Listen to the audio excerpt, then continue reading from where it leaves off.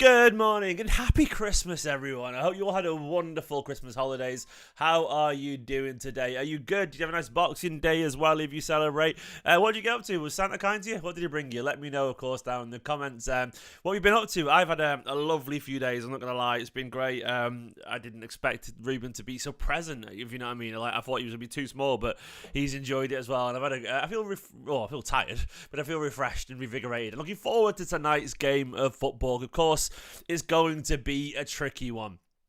It's never easy away at Goodison Park in Everton, especially now, though, when you've got this galvanised, tough Everton side reinvigorated by the deduction of points. They are looking good right now, and they're actually in better form than Man City. They truly are. I mean, I look at their form right now. In all competitions, in the league, they've won 4 of their last 6, and we've won 1 of our last 6 in the league. So there you go. There you go. That tells you everything you need to know about City's form right now. So it isn't looking good. Hello to everyone in the chat already. Double Dog, to Thomas, to Onami, to Stuart, to Elder, to Akil, to King, to Linny, to Glendon. Good morning indeed. Please do hit the like button. Please do subscribe to the channel if you are new and enjoying some reasonable, hopefully informative Manchester City content. I only need 1,100 more to get to 70,000 before the end of the year. If I could do that, that would be absolutely wonderful. Please help spread the word. Please help push towards that number. It would be absolutely wonderful. 1,099 more subscribers I need to get to 70k. It would be massively appreciated if I could get there. So, this game of football, I mean, I'll bring up the table. So, to give an understanding of where City are at right now in terms of what it means. Let me jump over to the big screen. There we go. So, of course, we are currently sat down. Liverpool played 2 more games than us, and we are 8 points off the title race right now. A win would take us to 37 points, which would jump above Spurs. And be 2 points behind Villa, of course, lost dramatically yesterday. It'd be 5 points off the top of the table. If we win, we're only 3 points behind Arsenal. And we'd also be, so we'd be 5, and we'd potentially be 2 points behind Liverpool if we won our game in advance. So we're in a good place, actually. We're in a pretty decent place, all things considered. Hello to Gnam Islam as well in the chat. Good morning, mates. So we're not in a great place in terms of what we can afford to give up. I agree with Akil in the chat there. He said we can probably give away another 7-8 points. Probably true. But we can't deny that we've come out of a difficult run of games, a very difficult run of games, and we're not in a terrible position at all. Things could be much worse. And it could be much worse tonight. This is going to be a very, very, very, very difficult game of football. I am currently basking in the post-Club World Cup glow. I am very confident right now. I'm feeling happy because I've just watched my team be crowned world champions. And maybe Santa's trip has put me in a merry mood as well. And I'm just feeling confident right now. And it could be misplaced. But, if we can't be confident after the victory the other day, then when can we? And, of course, the question of this video, the title, is it HAALAND or DOKU to return? Could KDB get some minutes? I'm going to try and answer that in a bit as well. It isn't based on information other than guesswork because Guardiola has been uncharacteristically quiet in the press conference. I don't know if there's been any press conferences or there's some quotes, but I don't know where they come from. If they're just like regurgitated ones or whatever. But either way, I don't know. I've not seen much team news going round right now. So here's the table anyway. Look, we need to get back to winning ways in general. If you look at our recent results here, of course, we've just come off the back of a really, really encouraging 4-0 and 3-0 victory against Fluminense and Uraro Reds. And before that, of course, was a very frustrating draw against Palace. But we played pretty well for most of that game until to throw away in the last minutes. A 3-2 win, of course, away at Red Star. Did beat Luton 2-1 away. We lost to Villa, of course, 1-0. We were destroyed that day, actually. Even it was a 1-0 battering. And, of course, a draw, and then a win, but then a draw, then a draw, then a draw. It hasn't been Manchester City at their best for a while, maybe since the Bournemouth 6-1 win.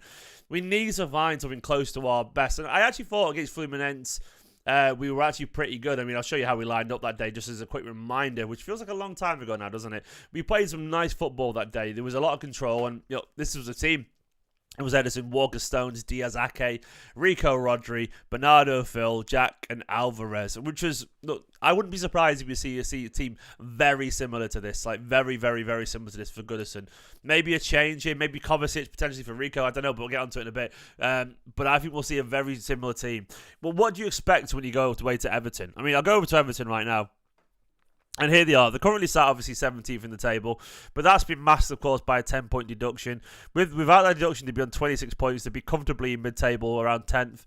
I think it's fair to say, actually, when was the deduction? Let me just quickly Google it. Everton deducted 10 points. That happened on the 24th. Wait.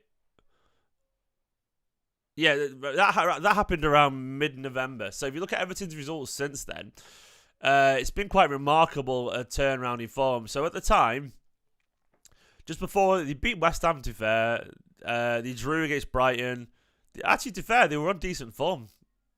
They beat Palace.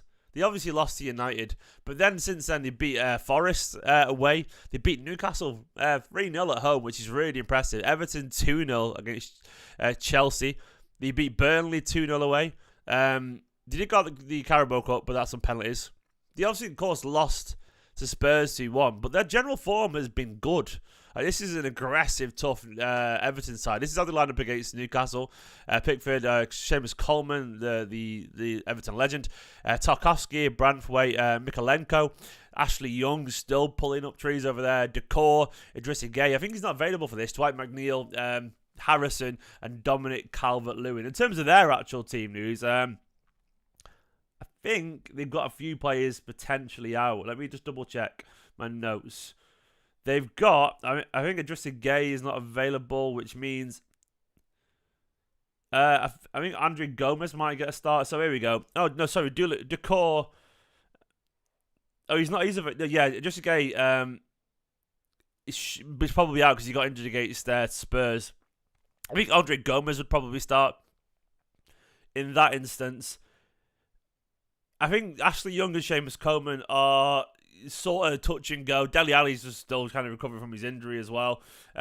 It's going to be, I reckon we'll see an Everton side, something like Patterson, Pickford, Tarkowski, Branthwaite, Mikalenko, Harrison, maybe Onana, who's in really good form for them. James, maybe Garner, Gomez, McNeil, Calvert-Lewin, something like that. I mean, what you've got to expect from Everton is a really physical side. Like they sort of revel in counter-attacking to an extent. You know, they are. I mean, look at that. I mean, they were good against Spurs. Spurs beat them, but they had their chances, man. They really did. You got to take them seriously. They're happy with 40% possession, by the way. They don't need a lot of the ball to do decent things. So they'll just hit Calvert-Lewin. You know, I don't know a lot about it's Jack Harrison, isn't it? Yeah. I don't know a lot about how they play, but Jack Harrison, McNeil are a good pair of wingers, and of course, you know, James Garner. He's starting to carve out a pretty good career for him. He's the ex-United youth lad, doesn't he? He is, yeah. He did well at loans. He's doing well at Everton, James Garner. They've got some good talented players there, and that's a physical midfield of Onana and potentially Gomez playing, or Decore, I don't think he's right. It's a good side. They've got a good side playing to their strengths, and Sean Dyche just turned it around for them. So we have to take them very, very seriously. It could be difficult this year now. It could be really, really, really difficult. When you go to Manchester City, Guardiola has been, I don't know where these quotes are from. They're from Jack Gorn. I'm not sure if it's an interview or collection of quotes, but he said the more you win, they want you to fail more than ever. People say how good they played, the methodology, how genius, but it's because I win. They don't understand anything about what we do, but they give credit just because we win. In the moment you don't win, there are going to be doubts. That is okay. Doubters again, we'll see what happens. Against Palace, Liverpool, Spurs, it's real proof they don't care about the way we play. We played quite similar to the best levels we've played these past 8 years, but we didn't win, so it's a crisis and a disaster. That's an interesting quote. So you talked about the general football being pretty similar, and I actually agree that at times in those games, against Palace actually, look, now the dust has settled of the Palace game and the frustration's gone, I really thought we played pretty well. I think we did. We were the better team by a long way, and it was just sort of 2 mistakes that led to 2 goals. Other than that, we were pretty flawless for most of the game, you know. Maybe we could have done a little bit more to try and kill it off, but we played good football, and it was Manchester City-style football, you know. It wasn't different to what we saw against Fluminense, and obviously we won that comfortably. And Liverpool, we played well again as well, once again. Spurs, good until conceding silly goals, but he's actually right in terms of the style. He said, on what is left to achieve, so we try it again, not again to win 5 titles in a year, but just to try again. The greatest athletes forget as quickly as possible the successes. There's a day to celebrate, but around the corner is another competition. The satisfaction of what we've done will remain, but we have to do it again. I've never started the season thinking, how many titles can we win? It's a horrible approach. Next is Goodison Park. Further than that doesn't exist, not anything. And he's absolutely right. He's sort of like, it's weird because he's got these quotes here where he says, where's it gone? There's a quote from Guardiola where he says again how he feels like the job is done. I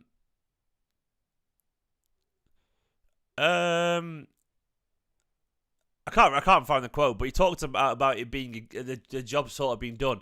But in general, I think it's really obvious to me that Guardiola is still trying to motivate the players to get going and crack on again. He says, we try it again. He's right. The greatest athletes forget as quick as possible the successes. They do. Like, the greatest athletes, Messi's there, not like basking in his Ballon d'Or, you know. He just wants to win more and more and more. And that's what, hopefully, this collection of players will do. They want to win 4 in a row. Then the target is 5 in a row, you know. Then it's back-to-back Champions League and then another Champions League. Like, losers only are happy with one. You know, they're not losers as such, but the true elites aren't happy with one. They really want to win and win and win and win. And I think Guardiola will hopefully drum that into them. He said as well, the reason we're here isn't Istanbul. He's right. This is a good point, by the way. He said, not beating Inter. The reason we're here is losing to Monaco, Liverpool, Spurs, and Lyon. Because of the Champions League final against Chelsea, losing in the last minute against Madrid, it hurt in that moment, but now it doesn't hurt. That helped us to win against Inter Milan. It's a process. For the big clubs, they're used to that, but for us, it was new. Now we believe we can win everywhere. We can win it. It's not just bring Pep here and immediately happens. It's a process. We've arrived to finish 8 years of the job with a lot of disappointments, but it's part of life and part of sport. And he's right, and I know some people will probably jump on that phrase, big clubs, whatever. What he means is the clubs that had been fighting the Champions League for 20, 30 years already beforehand. And he's absolutely right. You know, we weren't there. And it does take a long time. And if you look at the progression of Manchester City over the past 15 years in the Champions League, it's very hard to establish yourself in that competition. We always look back with the Mancini side with, you know, great nostalgia and love and joy, and rightfully so, because it was a great time. But we were terrible, absolutely terrible in the Champions League under Mancini. We didn't even get out of the group stages. It was really hard to do, and eventually we started to creep and get a little bit better under Pellegrini. But it took a long time for Guardiola to really establish us as a minimum Champions League semi-final side, and to the point where no one is surprised if we're there now. No one is surprised if we reach a final.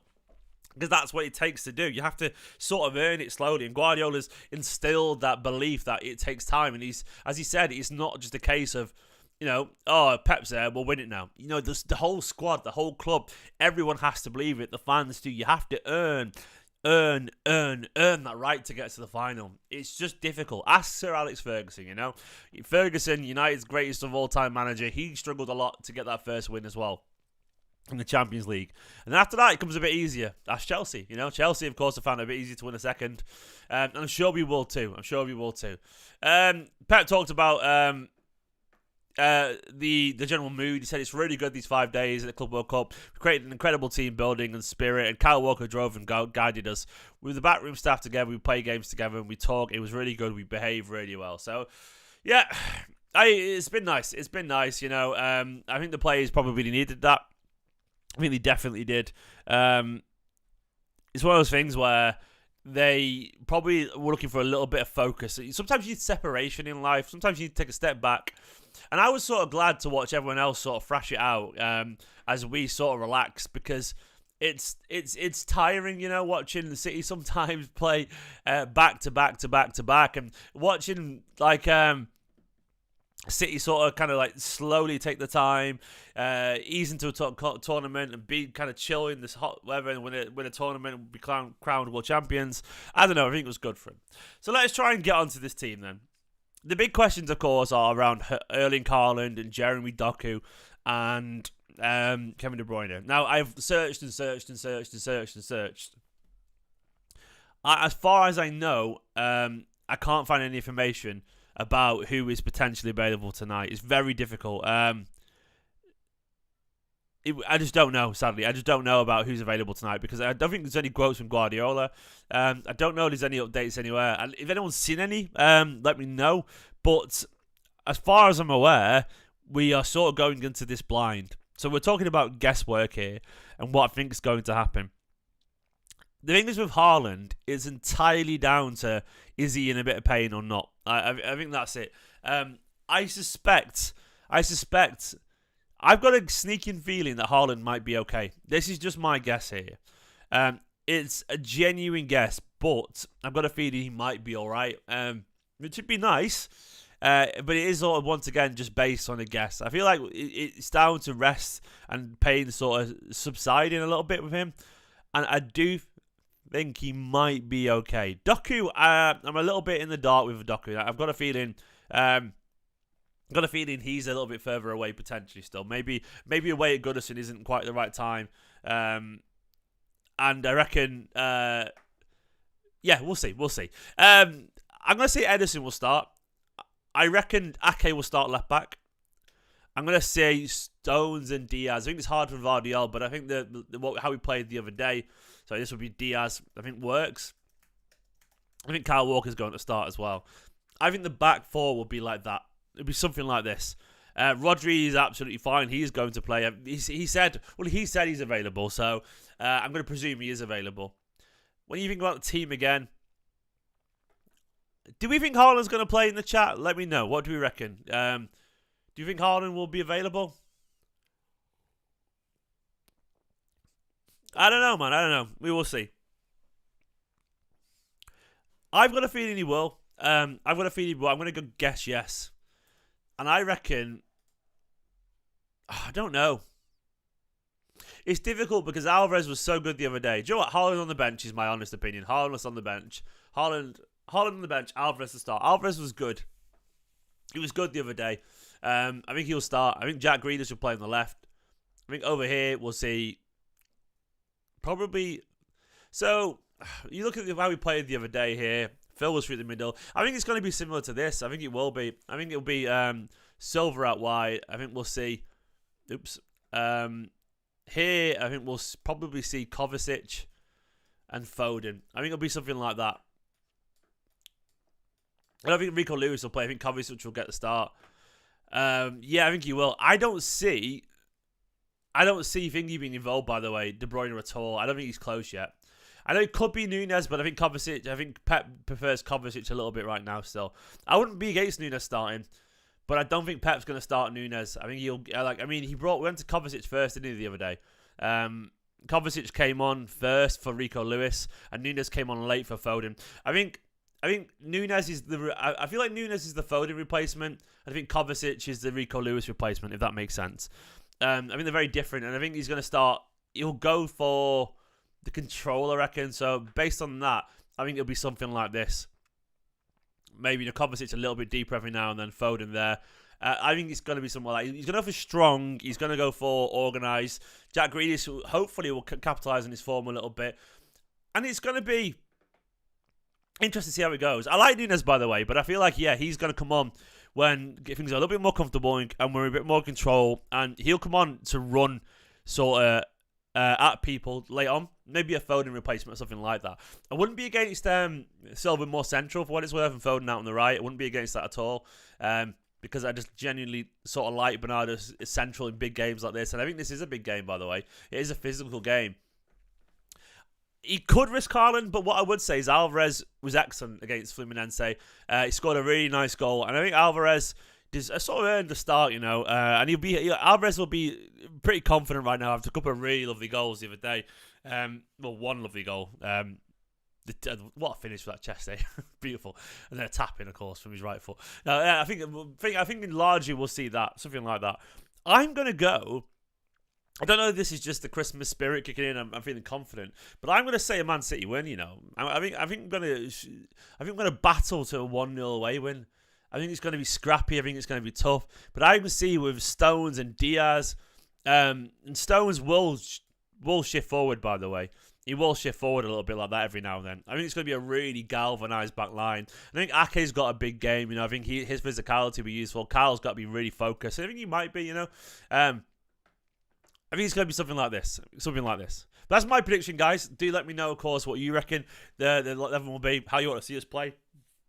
Let me know down in the comments what your prediction is for tonight in the game and so on. I will be back tonight for the watch along around 8 o'clock. It's at 8:15 p.m. kickoff tonight, don't forget. It's on Amazon Prime UK.